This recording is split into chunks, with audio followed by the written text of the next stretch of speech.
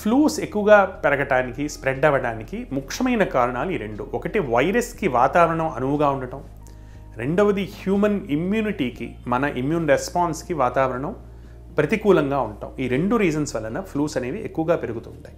So అసలు flu అంటే ఏంటి, ఫ్లూకి జలుబుకి తేడా ఏంటి అన్న అంశానికి వస్తే, జలుబు కన్నా తీవ్రమైనటువంటి ఇన్ఫెక్షన్ మనం ఫ్లూ అంటాం. సో జలుబు లక్షణంతో పాటు అదనపు లక్షణాలు, తీవ్రమైన జ్వరం కానీ, వాంతులు విరేచనాలు కానీ, ఊపిరి తీసుకోవడంలో ఇబ్బంది కానీ, ఆయాసం కానీ, ఇటువంటి లక్షణాలు ఉన్న జ్వరాన్ని మనం ఫ్లూగా వ్యవహరిస్తాం. సో ఈ ఫ్లూలు కామన్గా వైరసెస్ వలన వచ్చినప్పటికీ కొన్నిసార్లు బ్యాక్టీరియాలతో వచ్చే న్యూమోనియాస్ కూడా, లేదా ఏటిపికల్ బ్యాక్టీరియాస్ ద్వారా వస్తున్నటువంటివి కూడా ఉంటాయి. బట్ ఇప్పుడు మనం ఎక్కువగా చూస్తున్నటువంటివి ముఖ్యంగా కోవిడ్-1, H1N1 ఒకటి, తర్వాత మిగతా వైరల్ ఫ్లూస్ కూడా గమనించడం జరుగుతుంది. సో ఫ్లూ లక్షణాలు చలితో వచ్చేటువంటి జ్వరము, జలుబు, గొంతు నొప్పి, దగ్గు, తెమడతో కూడిన దగ్గు కానీ, లేదా కోవిడ్ లాంటి జ్వరాల్లో తెమడ లేకుండా వచ్చినటువంటి పొడి దగ్గు కానీ, అప్పుడప్పుడు ఛాతీలో నొప్పి, ఊపిరి తీసుకోవడానికి ఇబ్బంది, ఇటువంటి లక్షణాలతో ఎక్కువగా కనపడడం జరుగుతుంది.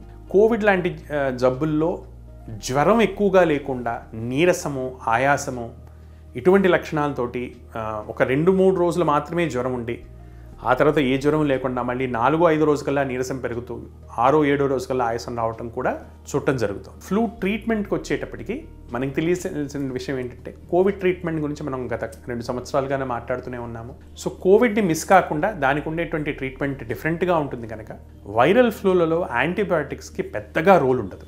సెకండరీగా అవి ఇన్ఫెక్ట్ అయితే తప్ప, రంగు మారిన తెమడ ఆకుపచ్చగా కానీ పసుపచ్చగా కానీ వస్తుంటే తప్ప, తెల్లగా తెమడ ఉన్నటువంటి పరిస్థితుల్లో యాంటీబయాటిక్స్ వలన పెద్దగా ప్రయోజనం ఉండదు.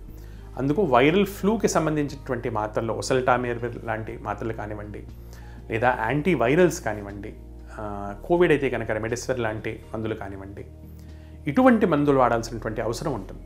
అందువలన ఫ్లూని ముందుగా గుర్తించి ట్రీట్మెంట్ తీసుకోవడం అనేది ఇంపార్టెంట్. ఇక ఫ్లూ ప్రివెన్షన్కి వస్తే 50 సంవత్సరాలు పైబడినటువంటి వాళ్ళు, లేదా 65 సంవత్సరాలు దాటినటువంటి వాళ్ళు, లేదా 50 సంవత్సరాలు పైబడి బీపీ, షుగరు ఇత్యాది జబ్బులతో బాధపడుతున్నటువంటి వాళ్ళు, ఊపిరితిత్తుల సమస్యలు ఉన్నటువంటి వాళ్ళు, ఆస్మా, సిఓపిడి, సిగరెట్ తాగేటువంటి వాళ్ళు, వీళ్ళందరూ కూడా ఫ్లూ వ్యాక్సిన్స్ అనేవి అవైలబుల్గా ఉంటాయి. సో ఫ్లూ వ్యాక్సినేషన్ ద్వారా వీటి నుంచి ప్రివెన్షన్ అనేది మనం తీసుకోవచ్చు. ఈ ఫ్లూ వ్యాక్సిన్ అనేది ప్రతి ఏడాది తీసుకునేది, జీవితకాలంలో ఒకసారి తీసుకునేది, తర్వాత ప్రతి ఏడాది తీసుకునేది, ఇలా 2 రకాలుగా ఉంటాయి. మొదటిసారి 2 తీసుకోవటం, తర్వాత నుంచి ప్రతి ఏడాదికి ఒకటి తీసుకోవటం అనేది మనం చేయాల్సినటువంటి పని.